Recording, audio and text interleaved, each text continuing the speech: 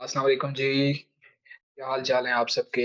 उम्मीद है आप बिल्कुल ठीक होंगे और आपका रमज़ान काफ़ी अच्छा गुज़र रहा होगा। सो आज हम इंशाल्लाह अपनी फर्स्ट क्लास स्टार्ट करेंगे।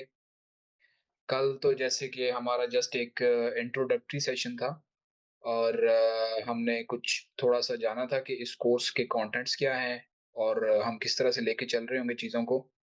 आज से इंशाल्लाह हम अपनी पहली क्लास स्टार्ट करेंगे। तो but before moving on to the first class, कल कुछ क्वेश्चंस ग्रुप पे आए थे रिगार्डिंग माय एक्सपीरियंस। तो मेरे ख्याल है मैंने ब्रीफली थोड़ा सा एक्सप्लेन किया था अपना background, but since people are interested in knowing कि हमारे टीचर ऑलरेडी उनका क्या एक्सपीरियंस है, सो मैं थोड़ा सा अपने बारे में आपको बताता जाऊं। बेसिकली मैंने ग्रेजुएशन की थी from Punjab university in 2006। After that I started CA, but unfortunately उसमें अभी तक मेरे पेपर्स कंप्लीट नहीं हुए। I have 6 papers to go and after that I started LLB and I am an advocate of Islamabad bar association. और मेरी जो tax की प्रैक्टिस है that is more than 10 years in Pakistan. कुछ कंपनीज़ के साथ मैं एज़ अ टैक्स एडवाइज़र काम भी कर रहा हूँ। रिगार्डिंग द यूएस टैक्सेशन, मेरी जो क्वालिफ़िकेशन है, I have got a degree from university of Illinois. ठीक है? ये इलिनॉय एक स्टेट है जो यूनाइटेड स्टेट्स की, और वहाँ की एक बहुत मशहूर यूनिवर्सिटी है, यूनिवर्सिटी ऑफ इलिनॉय। और उनका एक स्पेसिफिक कॉलेज है regarding the business studies, Gies college of business. तो फेडरल टैक्सेशन में मेरे पास वहाँ की सर्टिफ़िकेशन है and apart from that I am an PTIN holder, और आईआरएस की जो ड्यू डिलिजेंस की रिक्वायरमेंट्स होती हैं for tax preparation, I also have these requirements. और प्लस यूएस के जो क्लाइंट्स के साथ इंटरेक्शन है, वो ऑब्वियसली जब से मेरे पास ये सारी चीज़ें हैं, so I have been doing work with many clients, both individual and corporate. और ये जो टीचिंग का बेसिकली है, वो तो अभी एक नया हमारा चूँकि इंस्टीट्यूट है एंड इम्तियाज़ साहब रिक्वेस्टेड कि we want to start something like this. So I thought it's a good idea for young professionals, young graduates. It's a very good field, so why not share my experience with you guys? So this was a little bit about me. So आप लोगों के बारे में भी अगर मैं थोड़ा-सा जानना चाहूँ, तो वन बाय वन अगर आप अपना नाम, तो चलें आपका आ रहा है, यहाँ पे कुछ लोगों का नहीं भी आ रहा है, एंड्रॉयड, ब्लू ड्रॉयड के नाम से एक साहब ने जॉइन किया हुआ है। सो आप लोग जस्ट वन बाय वन अगर अपने आप को अनम्यूट करें, अगर होस्ट अलाउ कर दें हमें अनम्यूट करना, तो आप जस्ट अपना ये बता दें कि कहाँ से जॉइन कर रहे हैं, नंबर 1। नंबर 2, आपकी करंट क्वालिफ़िकेशन क्या है? और नंबर 3, कि आपका यूएस टैक्स कोर्स को जॉइन करने का बेसिक पर्पज़ क्या है? सो वन बाय वन मैं जिसको कहूँगा वो अपने आप को अनम्यूट करें और ये 3 चीज़ें आपने बतानी है, ठीक है? सो एंड्रॉयड, ब्लू ड्रॉयड ने खुद ही अनम्यूट कर लिया अपने आप को आई थिंक। So please.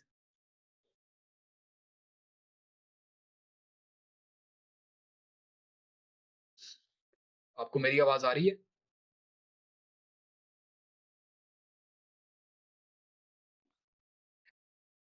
आप में से कोई चैट में मुझे लिख के बता दें कि मेरी आवाज़ क्या आप लोगों को आ रही है या नहीं?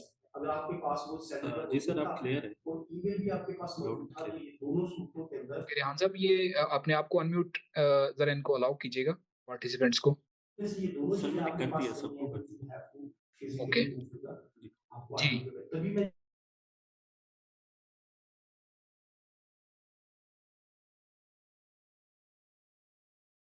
जी, अरशद साहब आप बताएँ? अरशद साहब अपने आप को अनम्यूट करें।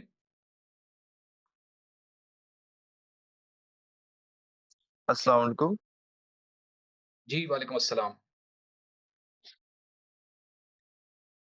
जी सर बताइएगा कहाँ से आप जॉइन किया हुआ आपने?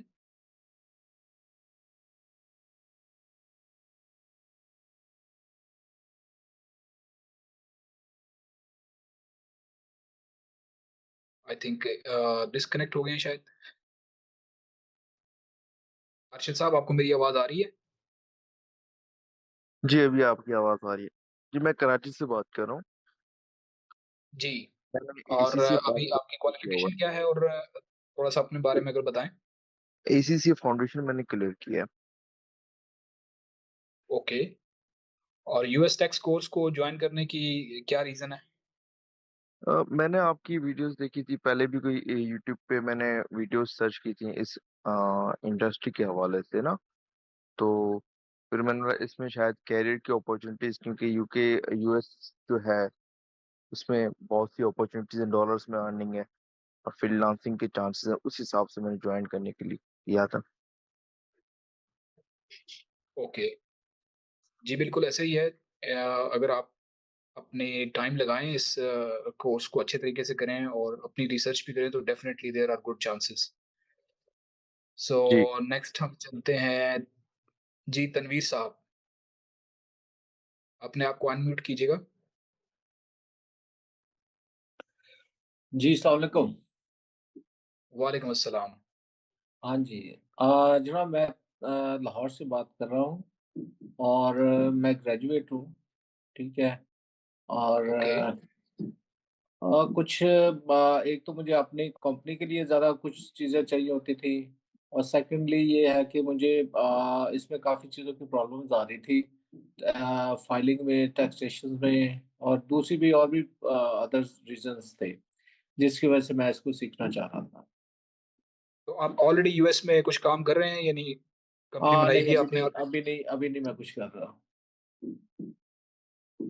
ठीक है। हाँ, करने का इरादा है। ओके, तो करंटली आप कोई जॉब कर रहे हैं या अपना बिज़नेस है आपका? नहीं, मैं अपना बिज़नेस कर रहा हूँ। ओके, थैंक यू जी, तनवीर साहब। जी, थैंक यू सो मच। जी, अरशद साहब आप अपने आप को अनम्यूट जी, कीजिएगा। अस्सलाम वालेकुम। वालेकुम अस्सलाम। जी, मैं सर लाहौर से हूँ और बेसिकली मैं ग्रेजुएटेड हूँ पंजाब यूनिवर्सिटी से और ओके, पिछले 2 साल से मैं जो है ना टैक्सेशन का काम कर रहा हूँ लोकली, पाकिस्तान में ठीक है। लोकल फाइलिंग वगैरह का। तो बेसिकली प्रॉपर एक करियर बिल्ड करना चाह रहा था जो कि I think so US taxation में जो है ना प्रॉपर एक करियर है, दैट्स व्हाई मैंने इसको जॉइन किया है। तो आपको लोकल टैक्सेशन में मज़ा नहीं आ रहा? आ रहा है लेकिन यहाँ पे ज़्यादा सीज़नल्स काम होता है तो उसके बाद यहाँ पे थोड़ा-सा एक अर्निंग लिमिटेड सी होती हैं। आपके सीज़न में तो आपकी अर्निंग बहुत अच्छी हो जाती है, बाकी फिर काम रूटीन में चल रहे होते हैं तो फिर वो चीज़ें बड़ी आपको दबा-दबा करनी पड़ती है। आप क्योंकि सिर्फ़ मेरे रिटर्न फाइलिंग करते हैं या साथ कुछ कॉर्पोरेट क्लाइंट्स के साथ भी काम कर रहे हैं लोकली? मैं कॉर्पोरेट के साथ तो नहीं काम कर रहा, इंडिविजुअली काम कर रहा हूँ। कॉर्पोरेट का भी काम नहीं किया मैंने। ठीक है। वो तो ऑब्वियसली अगर आप सिर्फ़ इंडिविजुअल्स के साथ करेंगे तो सिर्फ़ रिटर्न फाइलिंग का ही काम आएगा, इसके अलावा और एज़ सच जी। आपको पूरे साल में काम नहीं मिलता। जी, बट ऐसे ही है। इंशाल्लाह यूएस का अगर आप ये प्रिपरेशन का काम आपको आ जाए and you market your services well तो बहुत अच्छे चांसेस हैं कि आपको पूरा साल और घर बैठे काम मिलता रहेगा। जी, इंशाल्लाह। तो थैंक यू सो मच। जी, काशिफ गुज्जर।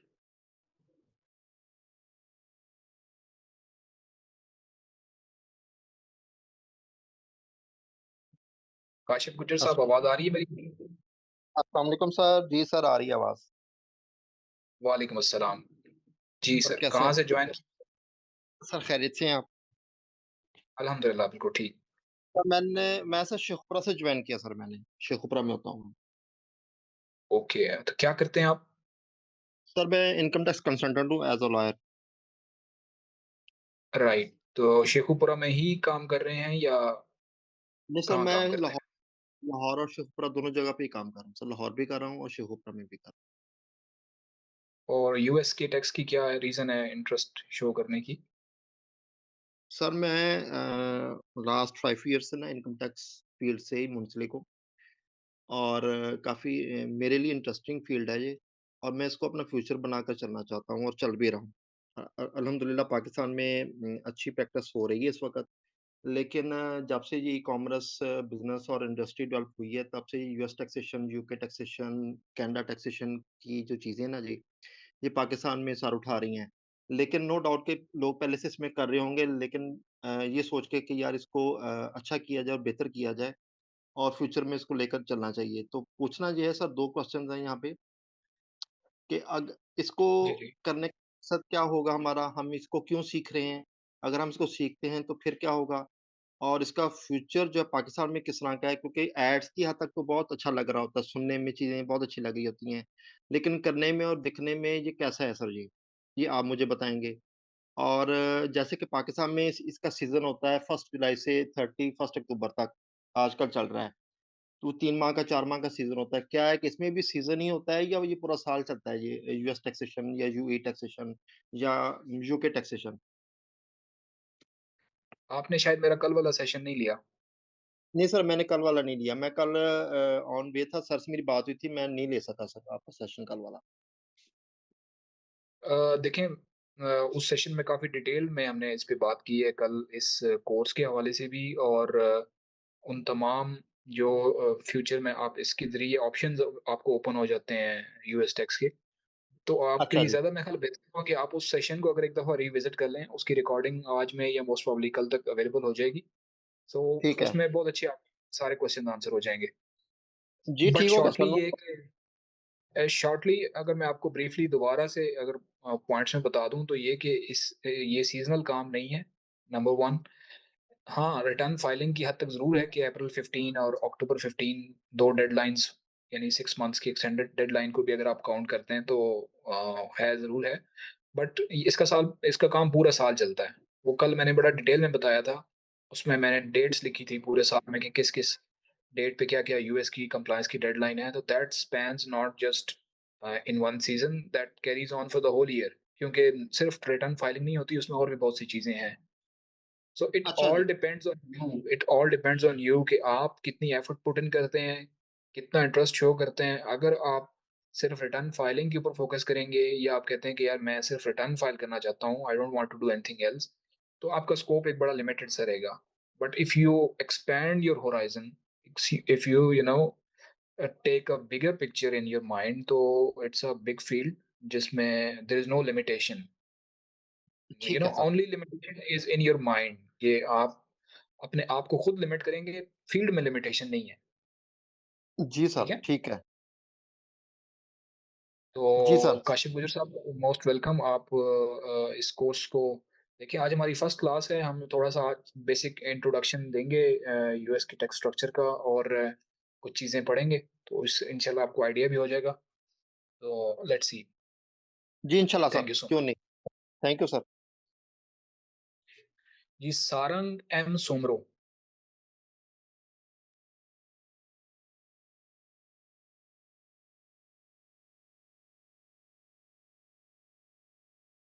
आपको मेरी आवाज़ आ रही है? सारंग एम सोमरो?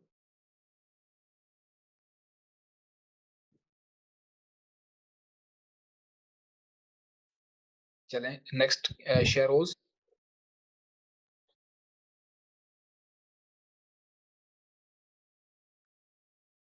ओके, मोहम्मद अली रज़ा।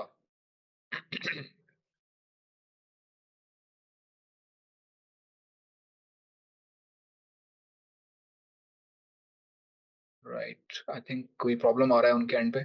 सो हम कंटिन्यू करते हैं जी। अगर कोई दोस्त रह गया है जो शेयर करना चाहता है और अभी तक शेयर नहीं किया, so you can unmute and share, otherwise we can continue with our class. Sir मेरा एक क्वेश्चन है। कौन बात कर रहा है जी? पहले नाम बताइएगा। मोहम्मद अरशद सर। जी अर्शद साहब। अच्छा सर, आप लोग कोई इसमें जॉब में हेल्प आउट करते हैं वहाँ पे यूएस में, मतलब आफ्टर आफ्टर ट्रेनिंग? देखें, एक चीज अपने जेहन में ये बिठा लें कि आपको किसी की हेल्प की जरूरत नहीं है। देखिए, हम हमेशा अपनी लाइफ में ना सहारे ढूंढते रहते हैं कि कोई हमारी हेल्प कर दे जॉब ढूंढने में, कोई हमें सपोर्ट करे। बट एक चीज अगर आप अपने ज़हन में अंडरस्टैंड कर लें कि आप अपनी स्किल इतनी अच्छी कर लें कि आपको किसी की मदद की ज़रूरत ही ना पड़े, ठीक है? हुँ, हम ये ज़रूर हेल्प करेंगे आपकी, मैं ज़रूर हेल्प करूँगा कि आपको रास्ता बता दें, ठीक है? एक गाइडिंग लाइट होती है ना, एक एक आपको सिग्नल मिल जाता है कि यार हाँ, this is the right way. अगर मैंने मंज़िल में पहुँचना है तो ये मेरा सीधा रास्ता है। अगर आप इधर-उधर जा रहे हुँ, होंगे तो हमारा काम है आपको गाइड करना। लेकिन उस रास्ते पे चलना, मेहनत करना, अपनी स्किल को एनहांस करना, ठीक है, प्रैक्टिस करना चीज़ों की और रिसर्च करना, these are all the things which you need to do yourself. और अगर आप ये कर रहे होंगे ना, तो ultimately you will get the opportunity. ऐसी कोई रीज़न नहीं है कि आपको अपॉर्च्युनिटी ना मिले। लोगों को मिलती हैं। ऐसे-ऐसे लोग हैं कि अपने फर्स्ट मंथ में ही लोग अर्न करना शुरू कर देते हैं। सो किसी की मदद के ऊपर रिलाय करने की बजाय you just focus on your skills, focus on the effort which you are going to put on, ठीक है?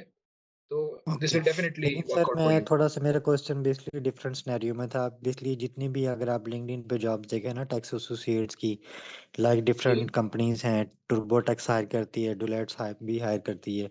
तो उन्होंने क्लियरली मेंशन किया होता है only for US resident and Canadian resident ना। तो वो या फिर इंडियन लेते हैं या वे यहाँ जो यूएस के या कनाडा के वहाँ के जो लोकल रेज़िडेंट होते हैं उनके लिए होते हैं। बेशक वहाँ पे रिमोट जॉब भी होते हैं। तो वहाँ पे अगर कोई पाकिस्तानी अप्लाई भी करता है तो सच एज़ मुझे एक मैंने मेरे एक दोस्त हैं वो कर रहे थे, उन्होंने की सर्टिफ़िकेशन वगैरह ना। लेकिन वो अनफॉर्चुनेटली उनको वहाँ से कोई रिस्पॉन्स नहीं आया ड्यू टू उनकी जो प्रेफ़रेंस थी, वो यूएस की और कनाडा की या इंडियन की प्रेफ़रेंस होने की वज़ह से। तो मेरा क्वेश्चन इस सेंस में था, सम टाइम होता ये है कि आपका स्किल्स भी होती हैं आपके पास मतलब आप कुछ करना भी चाह रहे होते हैं, लेकिन वो हुँ। आपको उस तरह से शायद वो मतलब वहाँ से उस तरह से रिस्पॉन्स नहीं मिलता है ड्यू टू वहाँ पे जो लॉज़ हैं या उनकी प्रेफ़रेंसेस हैं उसकी वज़ह से। देखिए, जो बड़ी फ़र्म्स हैं ना, जिसका आपने नाम लिया, टर्बोटेक्स हो गया, जैसे इंटुइट की ये जो बाकी कंपनीज़ हैं और कुछ और बड़ी फ़र्म्स हैं, ईवाई है, केपीएमजी है या कोई भी और बड़ी फ़र्म है, सीपीए फ़र्म, उनके ऊपर रिस्ट्रिक्शंस होती हैं कि वो यूएस के जो इंडिविजुअल्स हैं, उनका data outside the country send नहीं कर सकते। लेकिन जो छोटी फ़र्म्स हैं, जैसे सीपीए इंडिविजुअल सीपीएज़ होते हैं, वो अपनी फ़र्म्स बना के काम कर रहे हैं। कुछ इवन पाकिस्तानी इंडिविजुअल्स भी जिनकी यूएस में सीपीए फ़र्म्स है, वो वहाँ पे काम कर रहे हैं। तो देखें, अगर इस तरह होता कि वो वहाँ से काम आ ही ना सकता, तो ये कैसे पॉसिबल था कि पाकिस्तान से लोग रिमोटली काम कर रहे हैं? लीगली पॉसिबल है, बट ये जो बड़ी फ़र्म्स हैं, वो नहीं करती। वो मैं आपको उस हद तक एग्री करता हूँ कि वो रिमोट काम भी सिर्फ़ अपने यूएस सिटिज़न से लेते हैं या फिर उनकी रिक्वायरमेंट होती है कि आप यूएस में फ़िज़िकली मौजूद हों, तो हम आपको काम देंगे। पाकिस्तान काम नहीं भेजेंगे। लेकिन सारी फ़र्म्स की ये रिक्वायरमेंट नहीं होती। ये चंद एक फ़र्म्स हैं जो इस तरह की रिस्ट्रिक्शंस जिन्होंने लगाई हुई होती हैं। तो आप उन फ़र्म्स को छोड़ के बाकी फ़र्म्स पे फ़ोकस करें और अपने नेटवर्क को यूज़ करें, लिंक्डइन को यूज़ करें, वहाँ पे सीपीएज़ बेतहाशा हैं लिंक्डइन के ऊपर, उनके साथ अपने कनेक्शंस बनाएँ। So there is no you know reason कि आपको वहाँ से काम ना मिले। अगर वहाँ से आप कहते हैं कि यार मुझे फिर भी नहीं मिल रहा, तो then there are forums like Fiverr है, अपवर्क है, वहाँ पे तो कोई कनेक्शन नहीं चाहिए। वहाँ पे तो प्योरली आपकी अपनी स्किल है। ठीक है जी। So thank you a so much. जी, आपका कोई जनाब और पॉइंट है? बात हो सकती है तनवीर बात कर रहा हूँ। जी, जी, तनवीर साहब। जनाब मेरी एक्चुअली ना लॉजिस्टिक कंपनी है पाकिस्तान में, ठीक है? ओके। तो मेरा लास्ट टाइम विज़िट भी हुआ था यूएसए में और मैं इससे रिलेटेड ही कुछ चीज़ों को करना चाह रहा हूँ, जिसकी वज़ह से मैंने इंटरेस्ट शो किया है, ठीक है? तो इसके मतलब आप ये जो मुख्तलिफ इनकी डोमेन्स होती हैं इसके अकाउंट से रिलेटेड और ये फाइलिंग से रिलेटेड, उसके लिए हमें क्या ईज़ी मतलब कि उसमें ऐसा हम कर सकते हैं? देखिए, आप कल कल वाला लेक्चर आपने लिया था, ओरिएंटेशन नहीं, क्लास? मैं कहीं बिज़ी था, मैसेजेस बहुत आए थे पर मैं किसी वजह से इसको नहीं एक्टिव कर उसकी सका। रिकॉर्डिंग अवेलेबल होगी इंशाल्लाह आज या कल में आप उसको देख लें। इस कोर्स का स्कोप अ, उसमें हमने प्रॉपर्ली डिस्कस किया है, तो वहाँ से आपको अपने सारे क्वेश्चन्स के आंसर मिल जाएँगे। ओके, ठीक है। ठीक है जी। जी, जी। सो अब आप मेरे ख़्याल अपनी क्लास स्टार्ट करते हैं जी। Thank you so much for sharing your thoughts. आज हमारा पहला लेक्चर है, सो हम ये स्क्रीन के ऊपर लाइनें किसने लगाई हैं यार? ये अपना ज़रा थोड़ा-सा इस चीज़ को कंट्रोल करें। इरेज़र का ऑप्शन मेरे पास नहीं आ रहा।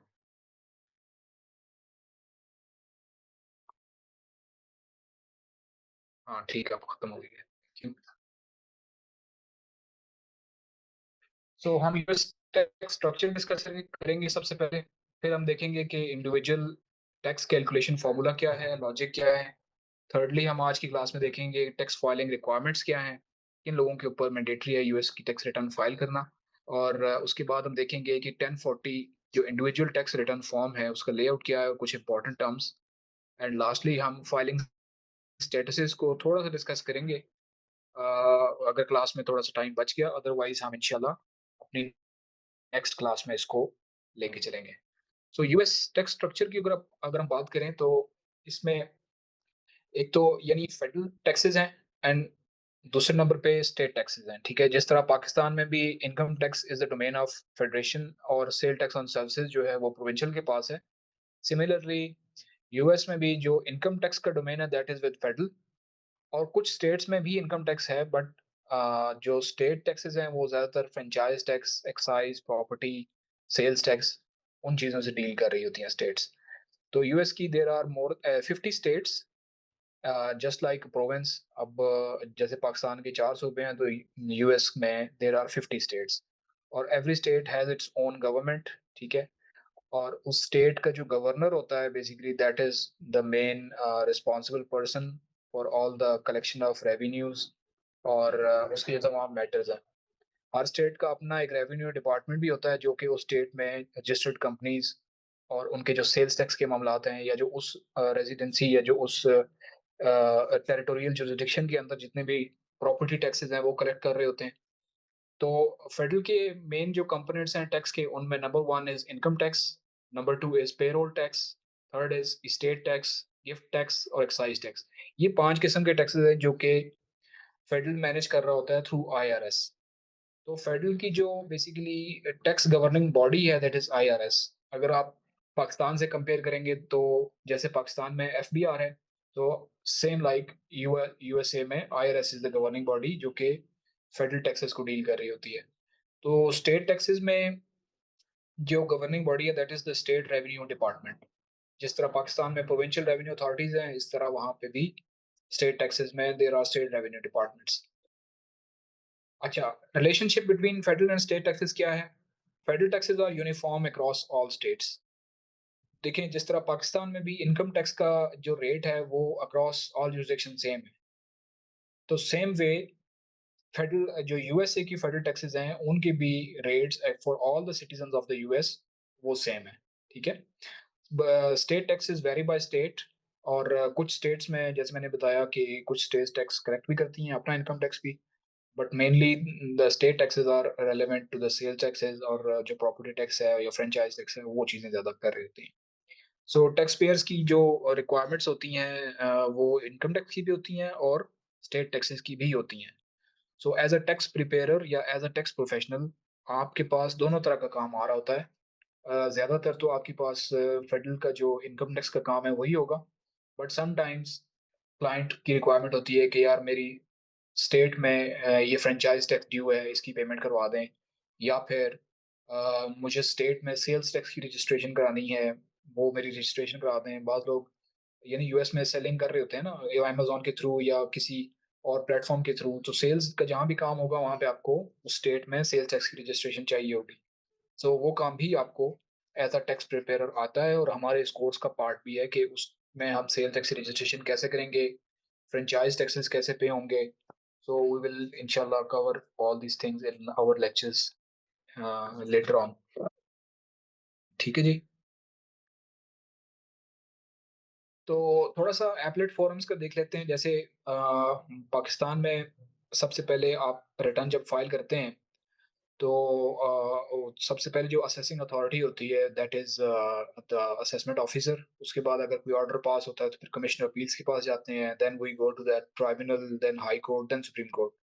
So since as already explained, federal और स्टेट्स दो डिफरेंट फोरम्स हैं जो साइड बाय साइड चल रहे होते हैं यूएसए के अंदर। तो पाकिस्तान की तरह इनिशियल ऑडिट तो ये वहाँ पे भी आईआरएस ही कंडक्ट कर रहा होता है, ठीक है। अगर कोई डिस्प्यूट आता है बिटवीन आईआरएस और टैक्स पेयर, सो उस डिस्प्यूट को फर्स्ट फोरम पे तो टैक्स पेयर जो है वो आईआरएस के ही टेक अप करता है कि अगर कोई पेनल्टी लग गई है या कोई डिफॉल्ट सरचार्ज है या कोई लेट फाइलिंग है तो वो डायरेक्टली आप आईआरएस के ऑफिसर से कोऑर्डिनेट करके उसको रिमूव करवा सकते हैं। अगर वो नहीं मानते तो देन आईआरएस का इंडिपेंडेंट ऑफिस ऑफ अपील्स भी होता है फॉर नेक्स्ट फोरम। तो वहाँ पे भी अगर आपकी सुनवाई नहीं होती, आपका केस नहीं सुना जाता या आपके अगेंस्ट फैसला हो जाता है, तो then the next level is first level court, that is US tax court, US district court और US court of federal claims, ठीक है। रिफंड के क्लेम्स जो हैं वो फेडरल क्लेम्स के पास जाते हैं। उसके अलावा जो डिस्ट्रिक्ट कोर्ट्स और टैक्स कोर्ट्स हैं वो ज़्यादातर जो स्टेट के जो टैक्स के आपके केसेज़ हैं उनको डील कर रहे होते हैं। Then there are appellate court, court of appeals and last forum is supreme court. So इसी तरह आपके केस प्रोग्रेशन करते-करते supreme court is the final assessing authority for your tax cases.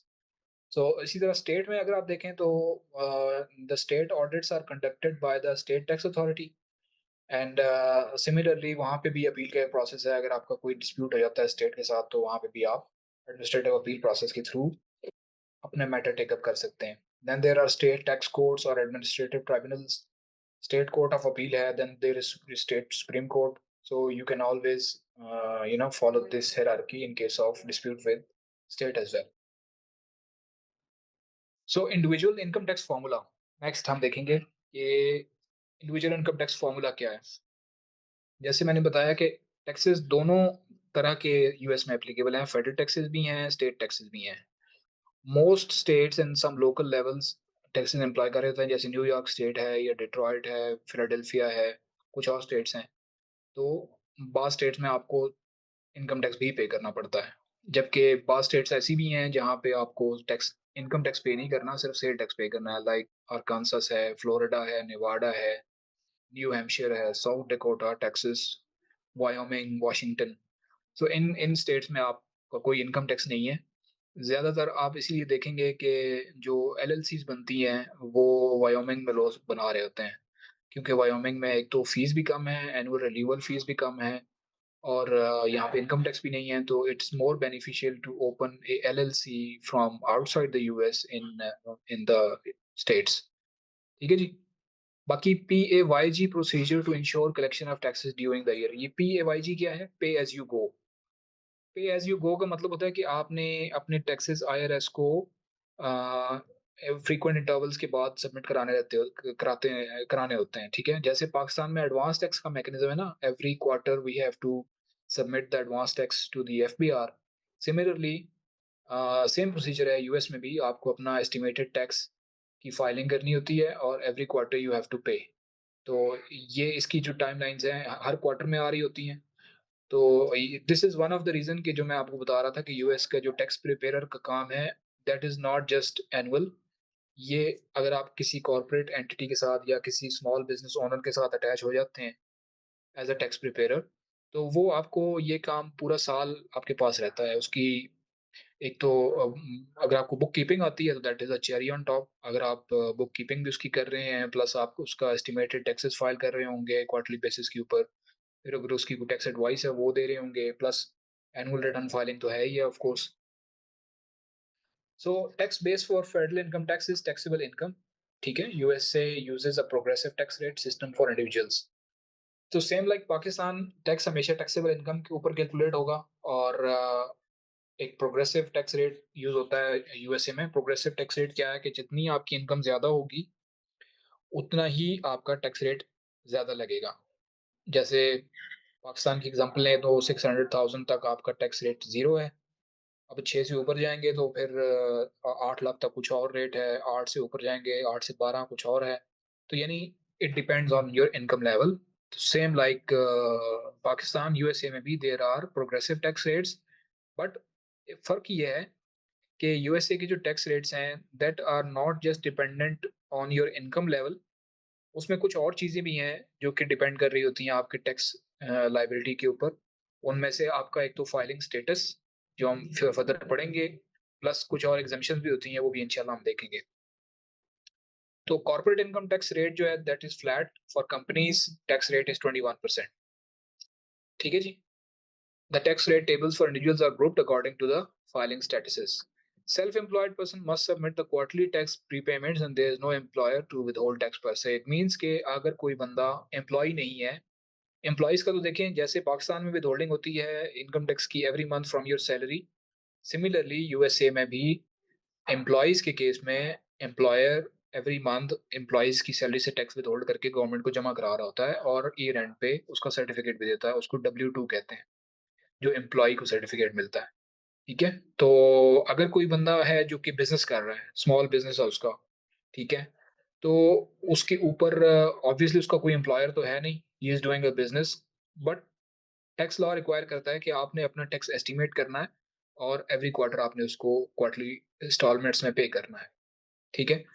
तो यहाँ पे देखें, ये इंडिविजुअल इनकम टैक्स फ़ॉर्मूला में सबसे पहले जो आपकी स्टार्टिंग पॉइंट है, वो है इनकम, ठीक है? इनकम आपकी सबसे पहले आएगी, टोटल इनकम।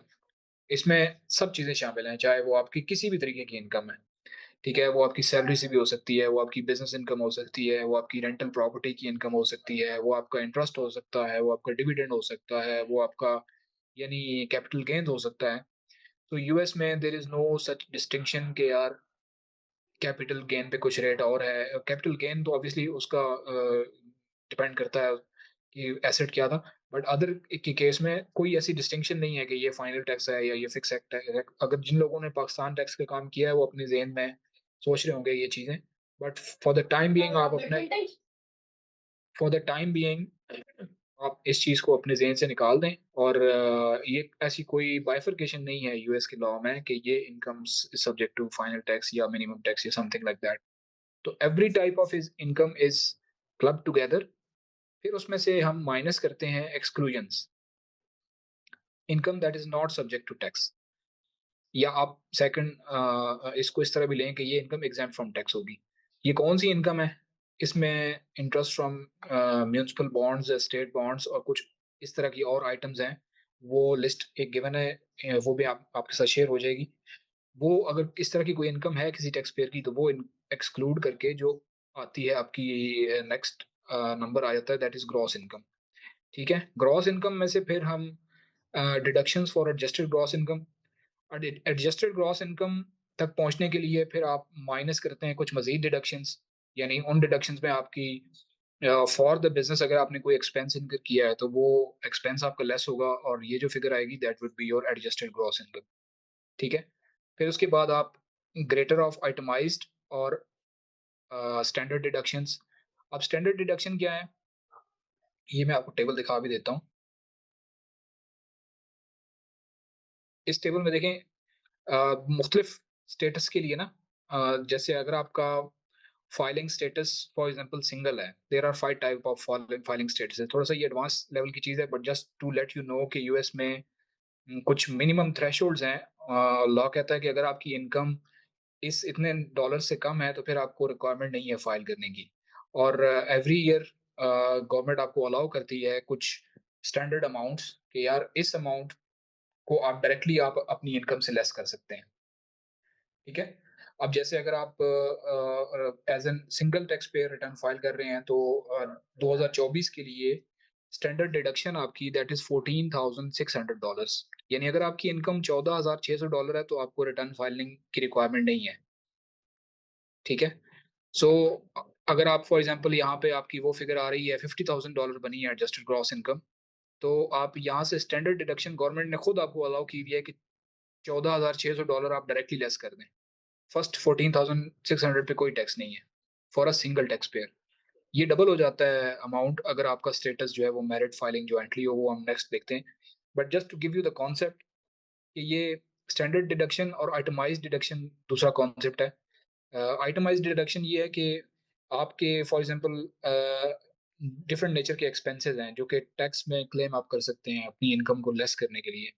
फॉर एग्जांपल आपकी जो बिज़नेस है, जो भी बिज़नेस आप कर रहे हैं, उसके लिए आपने कोई रेंट पे ऑफ़िस लिया हुआ है, कोई एडमिनिस्ट्रेटिव सैलरीज़ पे कर रहे हैं, कोई यूटिलिटी बिल्स पे कर रहे हैं, अदर एडमिन एक्सपेंसेस हैं। So all these types of incomes club together, और अगर वो टोटल जो है आपके एक्सपेंसेस का if that is more then your standard deduction, जो कि आप यहाँ पे आपने क्लेम किया 14,600, तो लॉ आपको कहता है कि आप अपने आइटमाइज्ड डिडक्शन क्लेम कर लें। यानी आपको आपको अपनी इनकम में से वो अमाउंट लेस करनी है जो ज़्यादा होगी, चाहे वो स्टैंडर्ड डिडक्शन है या चाहे वो आइटमाइज्ड डिडक्शन है। So greater of 2 you can less from your adjusted gross income to reach at the taxable income. ये अब जब फर्दर हम देखेंगे तो आपको बेहतर समझ आएगा नेक्स्ट एग्जांपल्स में। तो आपके पास जो नेक्स्ट नंबर आ जाता है that is basically your taxable income. अब टैक्सेबल इनकम जब आ जाएगी तो उसके ऊपर ऑब्वियसली फिर हम रेट लगाएँगे, टैक्स रेट, और आपका जो टैक्स पेएबल आ जाएगा। और अगर कोई ऑलरेडी टैक्स आपका विदहेल्ड हुआ है, जस्ट लाइक पाकिस्तान, हम जैसे अपना विदहोल्डिंग टैक्स एसेट्स एडजस्ट करते हैं, ड्यूरिंग द ईयर आपने क्वार्टरली एडवांस टैक्स पे किया होगा, तो वो टैक्स वहाँ से लेस होके नेट आपका ड्यू हो जाता है, जो आपका पेएबल या रिफंडेबल व्हाटएवर। तो इसमें अगर किसी का कोई क्वेश्चन है तो अभी तक आप मुझसे पूछ सकते हैं, वरना हम आगे चलते हैं।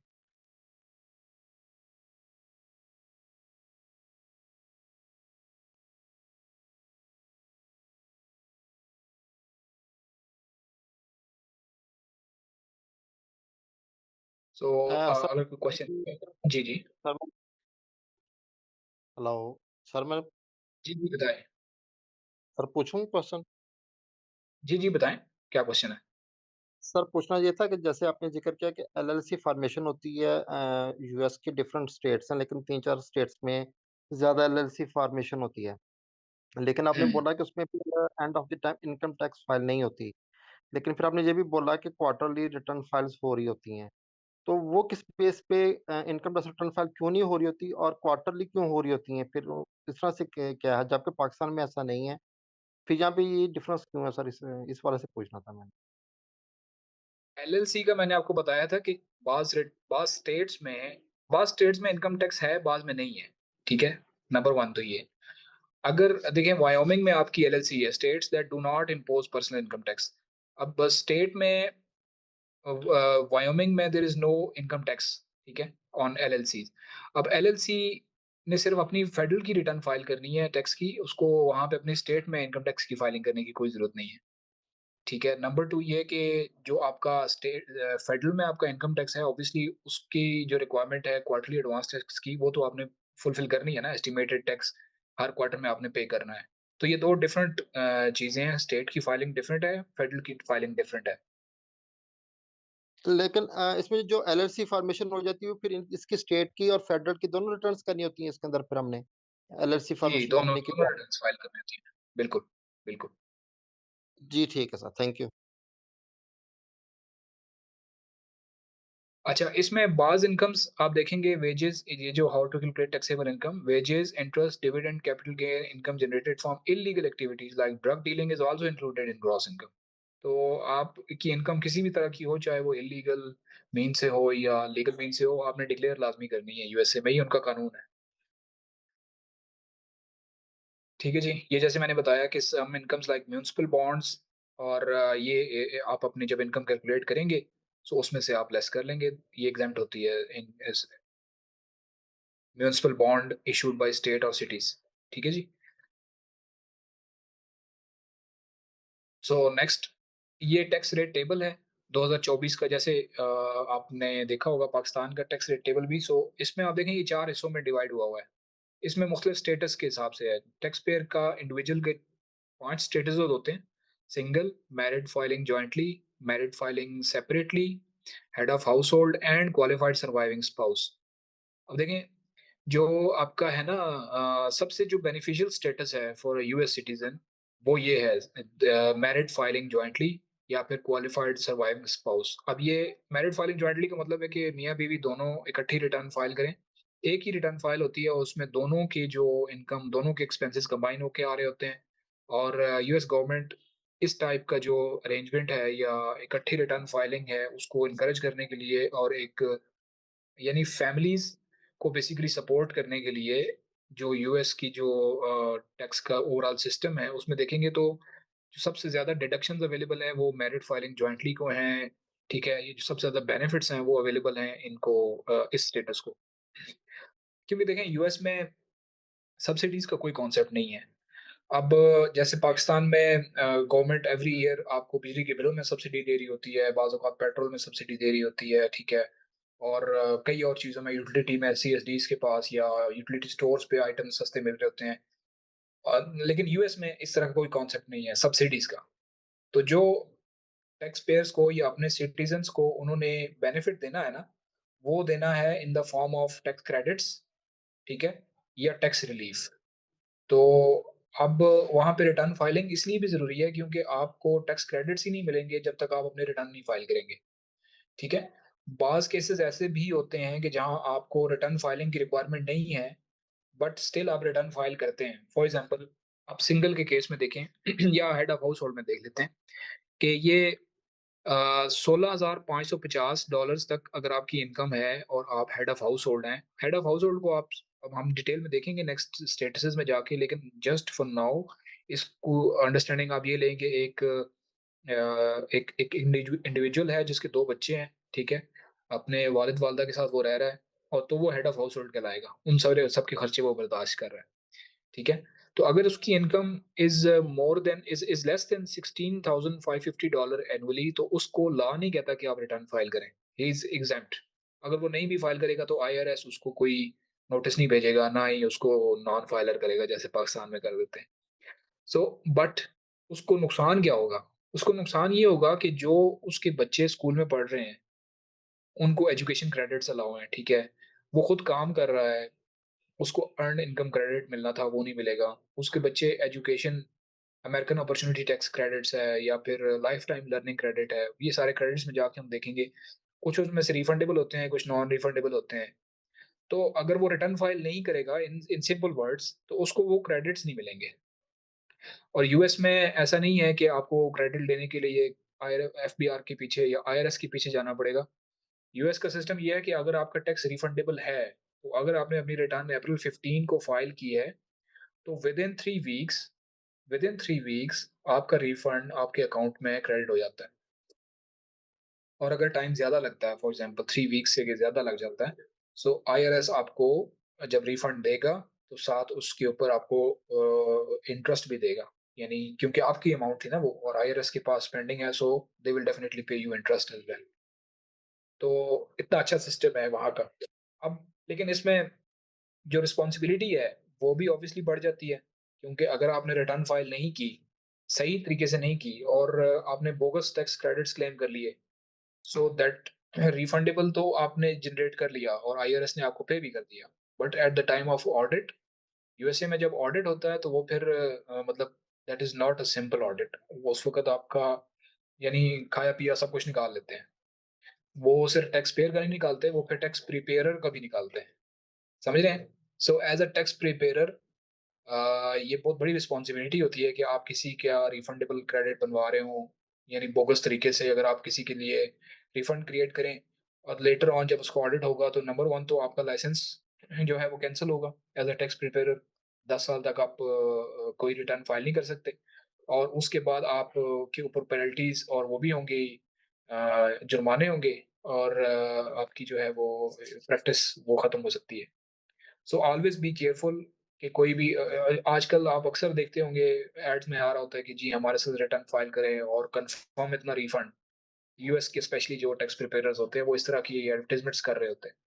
सो इस तरह की चीज़ों को अवॉइड करना चाहिए और जो एज़ पर लॉ अगर किसी का रिफंड बनता है तो वो उसको दिलवाएँ, अगर नहीं बनता तो खामख़ा में अपनी थोड़ी-सी फीस के लिए अपने आप को खराब ना करें।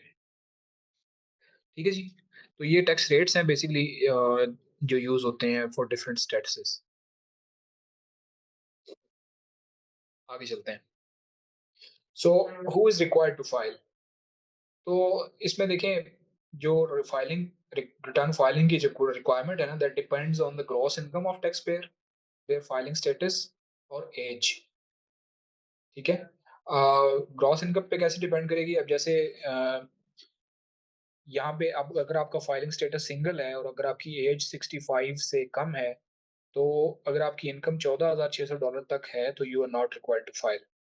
अगर आपकी एज 65 और ओल्डर है, तो आपकी इनकम में थोड़ा-सा मज़ीद आपको मार्जिन दे देता है आईआरएस, सीनियर सिटीज़न को यानी थोड़ा-सा फैसिलिटेट करने के लिए कि आपको रिटर्न फाइल करने की ज़रूरत नहीं है अगर आपकी income is up to 16,550। Similarly different filing statuses के लिए डिफरेंट लिमिट्स हैं। इसमें आप देखें सबसे जो ज़्यादा बड़ी लिमिट है वो है मैरिड फाइलिंग जॉइंटली के लिए, ठीक है? $29,200 एनुअली और अगर आपकी एज 65 और ओल्डर है, वन स्पाउस की तो 30,750 और अगर दोनों स्पाउस की एज मोर देन 65 है, सो देन इट्स 32,300। तो यहाँ पे आप देखेंगे कि एक फैमिली यूनिट के कॉन्सेप्ट को प्रमोट करने के लिए उन्होंने जो टैक्स की एग्ज़म्पशन है, मिनिमम लिमिट उसको काफ़ी ऊपर रखा हुआ है $30,000 के ऊपर। या आप इतने तक अगर आपकी इनकम है, so you don't need to file. फिर आ जाते हैं self employed individual. Tax payer must file. Number 1 is कि आपकी ग्रॉस इनकम इससे ज़्यादा हो, तो आपने फाइल करनी ही करनी है रिटर्न। नंबर 2, अगर आप सेल्फ एम्प्लॉयड हैं, अगर आप बिज़नेसमैन हैं और अगर आपकी इनकम $400 भी है, तो आपने फाइल करना है टैक्स, ठीक है? ये उन लोगों के लिए है ये लिमिट जो कि सेल्फ एम्प्लॉयड नहीं है, मतलब इंडिविजुअल्स हैं या फिर एम जो दूसरे सैलरीड लोग हैं, उनके लिए ये लिमिट है। अगर आप सेल्फ एम्प्लॉयमेंट है, आप कर रहे हैं, अपना कोई बिज़नेस है आपका, तो चाहे आपने $400 कमाए हों, आपने रिटर्न फाइल करनी ही करनी है। फिर US residents living abroad. US में वर्ल्ड वाइड इनकम का कॉन्सेप्ट है। जैसे वर्ल्ड वाइड इनकम के कॉन्सेप्ट को मैं अगर आपको एक्सप्लेन करूँ तो ये है कि अगर एक यूएस सिटीज़न है तो वो इनकम चाहे जहाँ से भी कमा रहा है, चाहे जहाँ भी रहता है, अगर आप उसके पास सोशल सिक्योरिटी नंबर है, तो यूएस गवर्नमेंट कहती है कि आपने अपनी पूरी दुनिया से कमाई हुई इनकम जितनी भी है ना, उस सारी के ऊपर आपने टैक्स यूएस में पे करना है। Which is a very harsh concept. अगर आप टैक्स पेयर के पर्सपेक्टिव से देखें, फॉर एग्जांपल मैं यूएस सिटीज़न हूँ और मेरी कोई रियल एस्टेट बिज़नेस है, दुबई में मैं कर रहा हूँ या किसी और यूके में कर रहा हूँ, तो वहाँ से भी अगर मैं कोई इनकम कमाऊँगा, तो उसके ऊपर मैंने टैक्सेस अपने मुल्क में पे करने हैं। तो sometimes US residents they forgo और they leave their US citizenship just for this purpose कि यार हमें हर चीज़ पे टैक्स यूएस में पे करना पड़ेगा। सो अगर आप यूएस रेज़िडेंट हैं, तो अगर आपको पूरी दुनिया से इनकम आ रही है या यूएस की इनकम है, तो टैक्सेस आपने पे करने हैं और रिटर्न फाइल करनी है, ठीक है? अगर आपकी एज 19 साल से कम है और कुछ इनकम आप कमा रहे हैं, तब भी आपको रिटर्न फाइल करनी पड़ेगी। If unearned income is more than $1300, $1300, even then you are required to file. Unearned income क्या है? जैसे इंटरेस्ट है। अनअर्न्ड इनकम वो है जहाँ पे आपको खुद से आपने कोई एफर्ट नहीं की, आपको इंटरेस्ट मिल गया या कोई आपने डिविडेंड ले लिया, ठीक है? जिसमें आपकी अपनी एफर्ट इन्वॉल्व नहीं थी, अगर आपको $1300 तक वो इनकम मिली है, so you are required to file. So resident aliens, same rules apply to them as US citizens. Non-resident aliens, there are different forms for non-resident aliens. अब ये resident alien और non-resident alien क्या चीज़ है? देखें, एक तो है यूएस सिटीजन। यूएस सिटीजन वो है जिसके पास सोशल सिक्योरिटी नंबर है और बेसिकली वो उस मुल्क का बेसिकली रहने वाला है, यूएस का। रेजिडेंट एलियन ये है कि जिसके पास ओरिजिनली सिटीजनशिप नहीं थी, but due to his later status वो एज अ स्टूडेंट गया था वहाँ पे और अपनी जॉब उसने की, 5 ईयर ग्रीन कार्ड मिल गया। सो ग्रीन कार्ड होल्डर्स जो हैं वो आपके रेजिडेंट एलियंस कहलाते हैं, ठीक है? सिटीजन्स और रेजिडेंट एलियंस दोनों का यानी टैक्स पर्पस के लिए स्टेटस इज सेम। जो उनके टैक्स रेट्स हैं या जो उनकी जो फाइलिंग ऑब्लिगेशंस हैं, दोज आर सेम। अगर सिटीजन ने 1040 फाइल करना है, तो रेजिडेंट एलियन या ग्रीन कार्ड होल्डर ने भी बेसिकली 1040 फाइल करना है। तो इसको सिंपल वे में अगर आप ऐसे समझें कि अगर कोई पाकिस्तानी बंदा है, वो यूएस में रहता है और यूएस में जॉब कर रहा है, तो उसने उस पे वही रूल्स अप्लाई होंगे जो यूएस सिटीजन पे अप्लाई हो रहे हैं, ठीक है? क्योंकि उसके पास ग्रीन कार्ड है और वो रेजिडेंट एलियन है। तो अगर उसकी कहीं से भी इनकम आएगी, तो उसकी सारी इनकम टैक्स होगी यूएस के अंदर और उसने वही 1040 फाइल करना है जो कि यूएस सिटीजन फाइल करेगा, ठीक है? तो इसी तरह जो नॉन रेजिडेंट एलियंस हैं, ये कौन है? नॉन रेजिडेंट एलियंस वो हैं कि जिनके पास ग्रीन कार्ड नहीं है, बट स्टिल उनका यूएस में सिग्निफिकेंट प्रेजेंस है। फॉर एग्जांपल वो कोई बिजनेस कर रहे हैं वहाँ पे, उनकी वहाँ पे कोई एलएलसी है या कोई और ऑनलाइन बिजनेस कर रहे हैं, स्टॉक्स में इन्वेस्ट किया हुआ है, बिटकॉइन में इन्वेस्ट किया हुआ है और वहाँ पे या यूएस में कोई उसकी रेंटल प्रॉपर्टी है। बहुत से इन्वेस्टर्स होते हैं ना जिनके पास ग्रीन कार्ड तो नहीं होता, but still they are working in the US और उनकी इनकम सोर्स जो है basically that is in the US, तो वो नॉन रेजिडेंट एलियंस होंगे। तो उनके लिए जो फॉर्म यूज होता है दैट इज 1040 एन आर, ठीक है? तो these are the two concepts. ये थोड़ा सा ब्रीफ एक उन दोनों का इंट्रोडक्शन है। बाकी जब हम 1040 एक्चुअली फाइल करेंगे, तो साथ हम आपको 1040 एन आर भी दिखाएंगे। 1040 एन आर और 1040 की जो कैलकुलेशन लॉजिक है दैट इज ऑलमोस्ट सेम। उसमें थोड़ा सा फर्क ये होता है कि जो डिडक्शंस या जो क्रेडिट्स आपके यूएस सिटीजन को अवेलेबल होते हैं, वो same level of deductions and credits are not available for non resident aliens. थोड़ा सा डिफरेंस होता है। So cases where it's beneficial to file even if not required. You had federal income tax withheld or made estimated tax payments. तो ये वो cases हैं जहाँ पे इवन अगर आपकी जो इनकम है इन थ्रेशोल्ड लेवल से बिलो भी है तो स्टिल आपको फाइल करना चाहिए। Like earn income tax credit, जैसे मैंने आपको कहा कि क्रेडिट्स लेने के लिए तो आपने रिटर्न फाइल करनी ही करनी है, चाहे आपकी इस लिमिट से नीचे भी हो। तो एज़ अ टैक्स प्रिपेयरर देखें, हमने ये चीज़ें देखें, ये तो है लॉ की रिक्वायरमेंट्स। अब हम अपने पर्सपेक्टिव में देखेंगे कि यार एज़ अ टैक्स प्रिपेयरर मेरे लिए क्या ज़रूरी है? किस पर्टिकुलर चीज़ का नॉलेज मेरे पास होना चाहिए? नंबर 1, मुझे अगर कोई यूएस का सिटीज़न कहता है कि यार मेरी रिटर्न ये फाइल करनी है, फाइवर पे मुझे कोई क्लाइंट मिला है, उसने अपना स्टेटस मुझे बताया है कि जनाब मेरा स्टेटस सिंगल ये है या मैरिड फाइलिंग जॉइंटली है। सो उसकी ड्यू डिलिजेंस करना, उससे क्वेश्चंस करना और अपने पास उसको मेंटेन करना रिकॉर्ड को, कि जो इन्फॉर्मेशन वो दे रहा है क्या वो सही भी है या नहीं, वो और वो कैसे सपोर्ट कर रही है। जो वो डॉक्यूमेंट्स आपको देगा, वो ऑब्वियसली सपोर्ट कर रहे होंगे उसकी स्टेटमेंट्स को, तो उसके मुताबिक आपने उसकी रिटर्न फाइल करनी है। और अगर कोई नॉन रेज़िडेंट एलियन है तो उसको कैसे गाइड करना है, ये भी आपको पता भी होना चाहिए। और इसमें हम जब फर्दर नॉन रेज़िडेंट की टैक्सेशन में जाएँगे, तो वो इंशाल्लाह आपको गाइड भी करूँगा। तो आपके पास एज़ अ प्रिपेयरर जो है वो ज़्यादा जो काम आ रहा होता है ना, वो नॉन रेज़िडेंट्स के केस में ही आ रहा होता है, क्योंकि ऑब्वियसली आप और हम सब पाकिस्तान में बैठे हुए हैं, और यहाँ से जो लोग बैठ के दूसरे यूएस में काम कर रहे हैं, जिन लोगों ने एलएलसीज़ बनाई हुई हैं, उनकी रिटर्न फाइलिंग की रिक्वायरमेंट्स होती हैं। प्लस दूसरे मुल्कों से भी लोगों की यूएस में काफ़ी ज़्यादा बिज़नेसेस हैं। पाकिस्तान से तो कम होंगे, लेकिन इंडिया से बहुत लोग बिज़नेस कर रहे हैं यूएस के अंदर। फिर मतलब यूके से, जर्मनी से, फ्रांस से, टर्की से लोगों की बहुत ज़्यादा इन्वेस्टमेंट्स हैं वो स्टेट्स के अंदर। तो वो तमाम नॉन रेज़िडेंट एलियंस हैं बेसिकली। तो उनकी जो रिटर्न फाइलिंग की रिक्वायरमेंट्स हैं, वो ऑब्वियसली उन हर साल उन्होंने भी रिटर्न फाइल करनी है, और उन्हें टैक्स प्रिपेयरर की ज़रूरत है। So that is a very big market, आप उसको टारगेट कर सकते हैं। तो अभी तक अगर किसी का कोई क्वेश्चन हो तो प्लीज़, अदरवाइज़ हम आगे चलते हैं।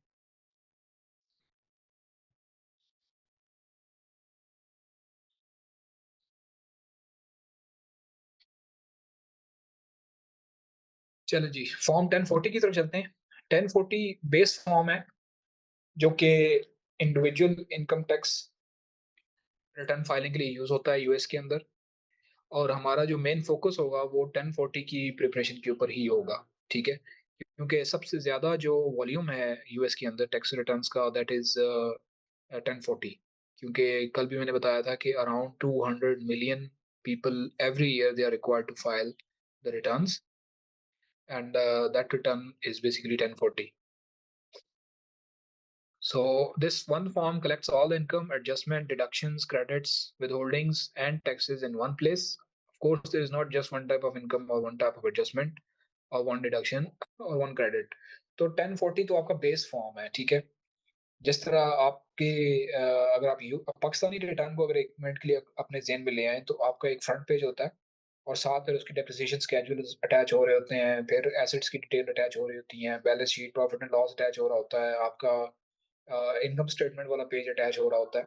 सो इसी तरह 1040 बेस फॉर्म के साथ there are some schedules and there are some forms which need to be attached with the 1040, ठीक है? और उस 1040 के फॉर्म, जो फॉर्म्स एप्लीकेबल होंगे, हम वो साथ लगाते जाएँगे। वो डिपेंड करता है सिचुएशन टू सिचुएशन, ठीक है? अब देखिए जैसे स्केड्यूल 1 है, ये थोड़ा-सा मैंने डिटेल यहाँ पे दी है। स्केड्यूल 1 में हम एंटर करते हैं additional income and adjustment to income, और ये सारे स्केड्यूल्स लिंक्ड हैं बेसिकली 1040 के साथ। जब आप सॉफ्टवेयर में रिटर्न फाइल करते हैं ना प्रैक्टिकली, तो आप बेसिकली डाटा इनपुट करते हैं इन स्केड्यूल्स में, और वो स्केड्यूल से डाटा ऑटोमैटिकली उठ के आता है आपके मेन फॉर्म 1040 में। So as a tax preparer आपका काम सिर्फ ये है कि इन स्केड्यूल्स और इन फॉर्म्स के अंदर डाटा इनपुट करना। अब वो ऊपर उठ के कैसे आएगा, वो सॉफ्टवेयर का काम है। वो खुद ब खुद आपको उठा के बताएगा कि जनाब ये डाटा 1040 की लाइन फलाँ में आना है, लाइन फलाँ में आना है। ठीक है? सो शेड्यूल 1 बेसिकली उसमें आपका अनएम्प्लॉयमेंट कंपनसेशन आता है, gambling winnings, student loan interest, IRA contribution, individual retirement account होता है ये आईआरए। स्केड्यूल 2 में आप एडिशनल टैक्सेस बताते हैं, सेल्फ एम्प्लॉयमेंट और अल्टरनेटिव मिनिमम टैक्सेस स्केड्यूल 2 में जाते हैं। फिर अगर आपका कोई फॉरेन टैक्स क्रेडिट है, एजुकेशन क्रेडिट्स हैं या एस्टिमेटेड टैक्स पेमेंट्स हैं, वो आपके स्केड्यूल 3 में जाएँगी, ठीक है? फिर स्केड्यूल ए में आइटमाइज़्ड डिडक्शन है। आइटमाइज़्ड डिडक्शन जैसे मैंने पहले आपको बताया कि अगर आपकी जो बिज़नेस एक्सपेंस है that is more then standard deduction, तो आप अपने जो आइटमाइज़्ड डिडक्शन है वो क्लेम करते हैं, तो वो स्केड्यूल ए में जा रही होती हैं। स्केड्यूल बी में आपका इंटरेस्ट और ऑर्डिनरी डिविडेंड जा रहा होता है, ठीक है? स्केड्यूल सी में आपका profit and loss from business, ये बेसिकली जो सेल्फ एम्प्लॉयड लोग हैं या जो बिज़नेस कर रहे हैं, उनके लिए है। स्केड्यूल सी में वो अपना इनकम और एक्सपेंसेस की डिटेल डालते हैं, जो वहाँ से उठ के ऑटोमैटिकली आपके 1040 फॉर्म में आ रही होती है। Schedule D capital gain and losses, ठीक है? Schedule SE self employment tax. Self employment tax क्या चीज़ है? बेसिकली देखें 2 तरह के टैक्सेस होते हैं, मेडिकेयर एंड सोशल सिक्योरिटी। ये 2 तरह के टैक्स हैं जो हर बंदे ने पे करने हैं यूएसए के अंदर। क्योंकि आपने अनएम्प्लॉयमेंट कॉम्पेंसेशन है बेसिकली, वो उसी सूरत में मिलेगा जब आपने कंट्रीब्यूट किया होगा उसकी तरफ। तो अगर कोई अनएम्प्लॉयड भी है तो उसको गवर्नमेंट एक वज़ीफ़ा दे रही होती है, वो वज़ीफ़ा कहाँ से फंड होता है? वो बेसिकली आपके जो टैक्सेस हैं, उन्हीं से फंड हो रहा होता है। तो every person whether he is employed or whether he is not employed, आपको मेरी आवाज़ आ रही है जी सबको? मोहम्मद अली रज़ा साहब ने मैसेज किया है कि नो वॉइस। आप मुझे चैट बॉक्स में लिख के बताएँ।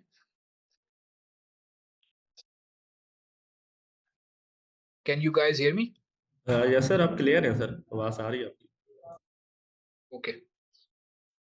सो चाहे आप एम्प्लॉयड हैं, चाहे आप अनएम्प्लॉयड हैं, ठीक है? आपने ये जो टैक्सेस हैं सोशल सिक्योरिटी एंड मेडिकेयर ये पे करने ही करने हैं। तो इन दोनों टैक्सेस की जो परसेंटेज है दैट इज़ 15.3%, ठीक है? 15.3% आपका टोटल जो ये सोशल सिक्योरिटी प्लस मेडिकेयर ये दोनों टैक्सेस है।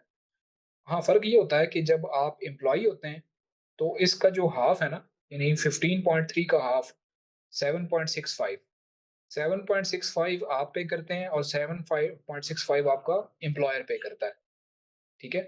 तो ये एम्प्लॉइज़ को ये फ़ायदा होता है। सेल्फ एम्प्लॉयमेंट के केस में ये है कि अगर आप एम्प्लॉयी नहीं हैं और खुद से बिज़नेस कर रहे हैं, तो ये 15.3% सारे का सारा आपने खुद पे करना है। So it's basically a tax cost कि जो आपको बेयर करनी है in case you are a self employed person. So commonly used forms में फॉर्म 4562 डेप्रिसिएशन एंड अमॉर्टाइजेशन 4562 में जाती है। Additional tax credits, education credits आपके 8863 8812 में जाते हैं। और W2 जैसे मैंने पहले आपको बताया ये आपका मेन, जिस तरह हमारे यहाँ सैलरी सर्टिफिकेट होता है, इसी तरह यूएस के अंदर जो एम्प्लॉई को सर्टिफिकेट मिलता है from his employer after 1 year, वो उसको W2 कहते हैं।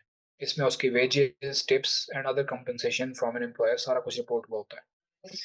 तो यहाँ पे मैं आपको बल्कि एक सैंपल W2 दिखा भी देता हूँ।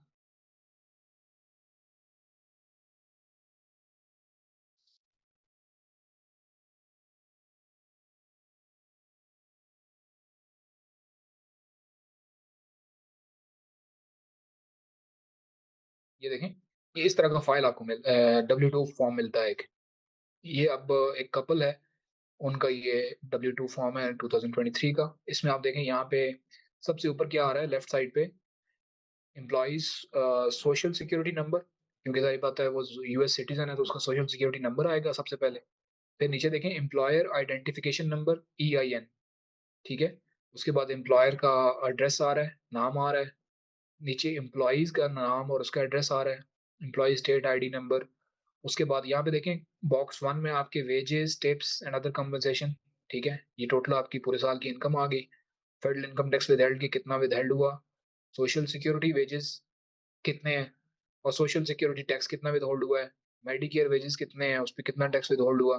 तो जब आप अपनी ये इनकम रिपोर्ट करते हैं ना 21569 1040 में जब हम देखेंगे, जब हम रिटर्न एक्चुअल फाइल करेंगे सॉफ्टवेयर के अंदर, तो आप यहाँ से डेटा जब वहाँ पे इनपुट करते हैं रेलेवेंट फॉर्म में, तो वो ऑटोमेटिकली ये सारे जो टैक्सेस हैं ये पॉपुलेट हो जाते हैं वहाँ पे। इसको सिमिलर आप इस तरह दें जैसे आप आईआरएस पे रिटर्न फाइल कर रहे हैं, तो आप जैसे ही सैलरी की अमाउंट डालते हैं, तो ऑटोमेटिकली आपका टैक्स चार्जेबल वो कैलकुलेट कर देता है कि जनाब इतना है। तो सेम वे में यहाँ पे भी जब आप अपनी ये वेजेस और कंपनसेशन की अमाउंट डालेंगे, तो ऑटोमेटिकली आपका टैक्स की अमाउंट वो बता देगा कि जनाब इतना है। फिर आप अपने सर्टिफिकेट पे देखेंगे कि कितना आपका ऑलरेडी कटा हुआ है। अगर वो ज़्यादा है तो रिफंडेबल होगा, अगर वो कम है तो आपको मज़ीद पे करना पड़ेगा। ठीक है? तो this is actual W-2 form जो एम्प्लॉइज़ को मिल रहा होता है। सो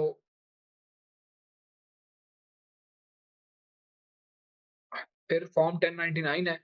1099 series reports various types of income, dividend, interest, freelance income. ये जैसे कॉन्ट्रैक्टर्स होते हैं ना, जैसे पाकिस्तान में जब आप किसी कंपनी के साथ काम कर रहे हो एज अ सर्विस प्रोवाइडर, ठीक है? तो आपको उसके ऊपर भी विथहोल्डिंग हो रही होती है। तो सिमिलर वे में भी जो एम्प्लॉयर है या जो बिज़नेस है, वो अगर किसी थर्ड पार्टी कॉन्ट्रैक्टर को हायर किया हुआ है कोई काम करने के लिए, तो उसको जो फॉर्म इश्यू होता है दैट इज़ 1099। एम्प्लॉयी के लिए W-2 है और अदर कॉन्ट्रैक्टर्स के लिए 1099 है। इसी तरह अगर आपको कोई मॉर्गेज इंटरेस्ट मिल रहा है या कोई अगर आपने घर अपना मॉर्गेज पे लिया हुआ है, तो उसके ऊपर आपने इंटरेस्ट पे किया होगा, तो वो भी आपका जो आपकी कंपनी है जिससे आपने मॉर्गेज किया हुआ है घर, वो आपको ईयर एंड पे 1098 देगी। यूएस में आपको पता है मॉर्गेज का काफ़ी ज़्यादा कॉन्सेप्ट है। So here are some important terms. So हमारी क्लास का टाइम भी ऑलमोस्ट कंप्लीट होने को है। तो जस्ट इस पेज को हम गो थ्रू करेंगे, इसके बाद आपके क्वेश्चंस लेंगे और फिर हम अपनी क्लास को कंक्लूड करते हैं।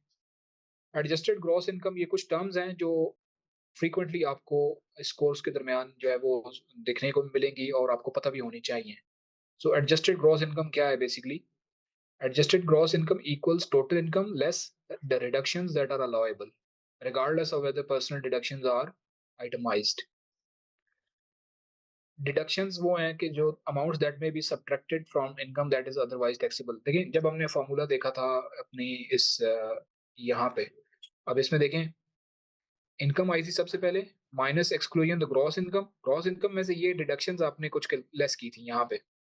तो ये डिडक्शंस बेसिकली वो हैं जो यहाँ पे बताई हुई है एडजस्टेड ग्रॉस इनकम तक पहुँचने के लिए। फिर उसके बाद आपकी जो डिडक्शंस हैं, डिडक्शंस स्टैंडर्ड भी हो सकती हैं, आइटमाइज भी हो सकती हैं। स्टैंडर्ड डिडक्शंस फाइलिंग स्टेटस पे डिपेंड कर रही हैं और आइटमाइज डिडक्शन आपकी बिजनेस एक्टिविटी के ऊपर डिपेंड करेंगी कि आपका बिजनेस क्या था। ठीक है, फिर उसके बाद अर्न इनकम है। अर्न इनकम वही है कि जो कोई भी आपने सर्विस किसी के लिए प्रोवाइड की हो।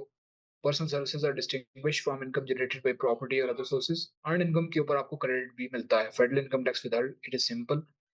ये वही विथहोल्डिंग है जो आपकी हो रही होती है। Gross income world wide income को कहते हैं। मेडिकेयर टैक्स मैंने जैसे अभी आपको एक्सप्लेन किया, ये देखें taxpayers medical coverage and US social security system. The current tax rate is 1.45 of gross wages and 2.9 of self employment. अब ये देखिए 2.9 जो है ना ये है इसका सिर्फ मेडिकेयर का।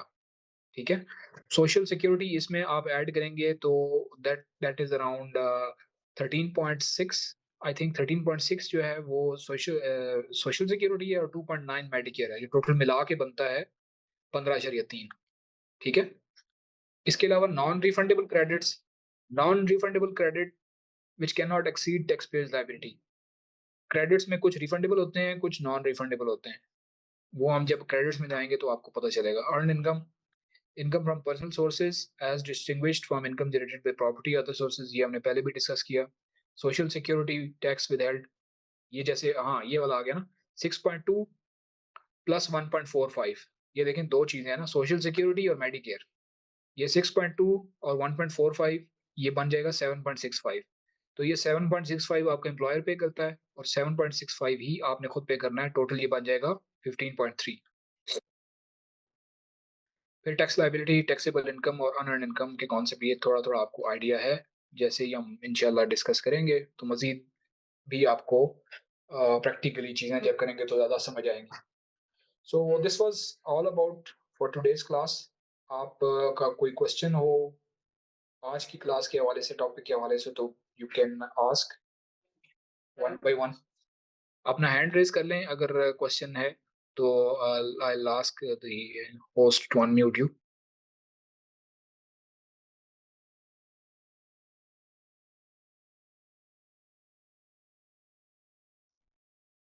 जी, अगर किसी का कोई क्वेश्चन है प्लीज़। अच्छा जी, ऐसा है कि जिन लोगों के अकाउंट्स होते हैं यूएसए में ओपन, ठीक है? और वो उनकी कोई वर्किंग नहीं चल रही होती, तो उसका क्या उनको भी अपनी टैक्स रिटर्न जमा करवानी पड़ेगी? उनमें कोई ट्रांज़ैक्शन भी नहीं हुई, जस्ट अकाउंट ओपन है। अ, आपका मतलब है कि वहाँ पे आपका यूएस में कोई बैंक अकाउंट है, जी, ठीक बैंक है? अकाउंट है, पर उसमें ट्रांज़ैक्शन नहीं है, जस्ट मतलब कि वो अकाउंट ओपन है। नहीं, कोई रिक्वायरमेंट नहीं है जी, उस केस में अगर आपके कोई यूएस से कोई इनकम नहीं आ रही है ऑब्वियसली तो आपके ऊपर फाइलिंग रिक्वायरमेंट नहीं है। Just okay. बैंक अकाउंट होने से there is no need filing the return. इसका मतलब है जब वहाँ से आप अर्निंग करेंगे या बिज़नेस करेंगे देन वहाँ से जो भी आपकी ट्रांज़ैक्शंस होंगी उसके बिहाफ़ पे फिर आप मतलब कि उसके टैक्स फाइलिंग को कर सकते हैं। जी, जी, जी, जी, बिल्कुल। जब आप यूएस सोर्स इनकम कोई कमाएँगे ना, ये बड़ा इंपॉर्टेंट कॉन्सेप्ट है US source income. Okay, US trade और बिज़नेस में अगर आप इन्वॉल्व हैं और यूएस सोर्स इनकम कमा रहे हैं, तब आपकी रिक्वायरमेंट होगी वहाँ पे टैक्स पे करने की। अदरवाइज़ अगर आप पाकिस्तान में बैठे हुए हैं और यहाँ से बैठ के काम कर रहे हैं as a freelancer account open या है तो एज़ उसका अ कुछ हाँ, तो उस केस में भी आपको कोई टैक्स पे नहीं करना as a non resident alien.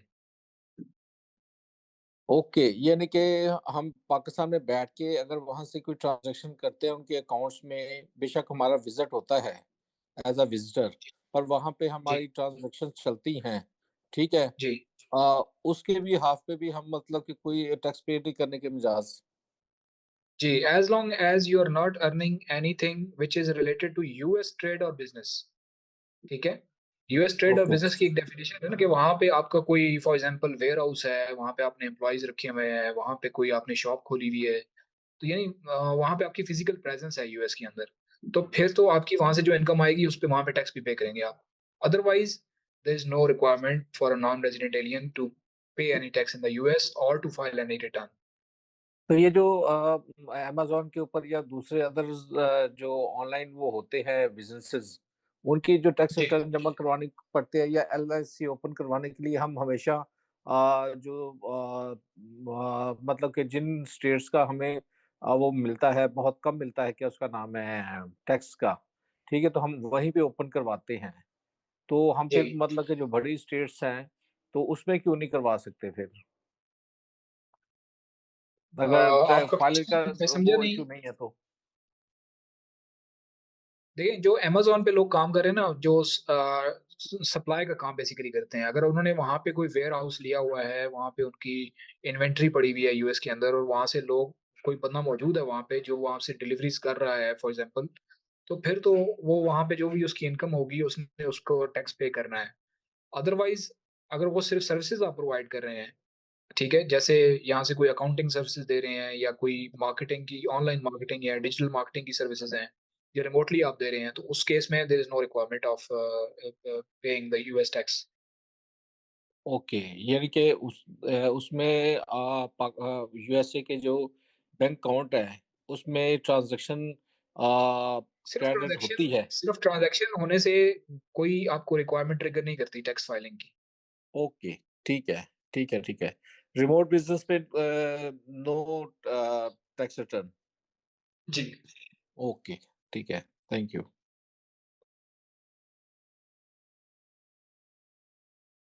लेकिन इसका मतलब ये नहीं कि आपने एलएलसी खोली हुई है तो आपने रिटर्न नहीं फाइल करनी, टैक्स नहीं पे करना बट एलएलसी अगर आपने बनाई हुई है, अगर आपने एलएलसी बनाई हुई है तो फिर उस एलएलसी की रिटर्न लाज़मी फाइल करेंगे। चाहे वो उसमें टैक्स पे नहीं होगा बट एक फाइलिंग रिक्वायरमेंट होगी, उसको कहते हैं इन्फॉर्मेशन रिटर्न। ओके, हमने टैक्स वो फाइलिंग आपने सबमिट करवानी है डेफ़िनिटली। जी, ओके, जी। क्या आपने यहाँ कुछ काम किया है जो वर्किंग आप हमारी कंपनी से रिलेटेड हुई हैं, उसको उनके एक्नॉलेज में लेकर आना है। जी, जी। वो रिपोर्टिंग रिटर्न होती है just for information. Okay, okay, okay, okay, ठीक है। ठीक है जी, एनीबॉडी एल्स? जी, शेरोज़? Yes sir. सर उसमें मेरा क्वेश्चन है कि सर की बात को आगे लेकर चलूँगा जैसे कि आपने कुछ स्टेट्स बताई हैं जो कि टैक्स फ्री हैं। तो यानी कि अगर हमने एलएलसी करवाई हुई है और अभी हमने कुछ भी अर्न उसमें से नहीं किया या कुछ भी थोड़ा बहुत अर्न किया, एक तो टैक्स रिटर्न हो गया। अब वो जो स्टेट है वो यानी कि टैक्स फ्री है, तो क्या इन द एंड जो साल के बाद क्या उनके हमें मतलब कि कितने उनके जमा करवाने होंगे या क्या उनका हमें कैसे होगा उनका? वो स्टेट टू स्टेट डिपेंड करता है। फ्रेंचाइज टैक्स जो है ना, जो जहाँ पे आपने स्टेट में बनाया है, मुख्तलिफ स्टेट्स की मुख्तलिफ एनुअल रिन्यूअल फीस होती हैं। अगर आपने एलएलसी फॉर एग्जांपल फ्लोरिडा में बनाई हुई है, तो फ्लोरिडा में I remember annual renewal fee is $300। ठीक है, 300 है या 800, I am not sure, but it depends on the state. वो स्टेट की वेबसाइट से आप जाके देख सकते हैं कि उस स्टेट की एनुअल रिन्यूअल फी कितनी है।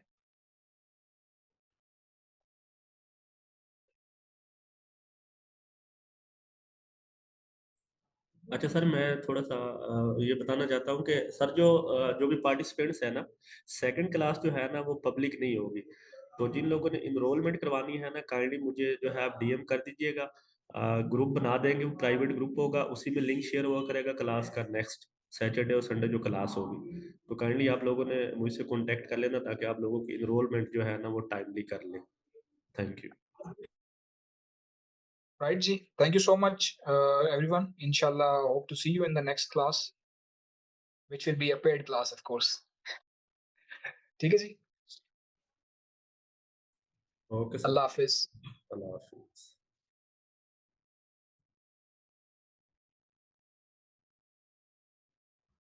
काइंडली जो भी लोग अभी मौजूद हैं, जिन लोगों ने अपनी एनरोलमेंट करवानी है, काइंडली कॉन्टैक्ट कर लीजिएगा। सेकंड लेक्चर जो होगा वो प्राइवेट जो ग्रुप होगा व्हाट्सएप का उसमें शेयर होगा, पब्लिकली नहीं होगा सर। Thank you.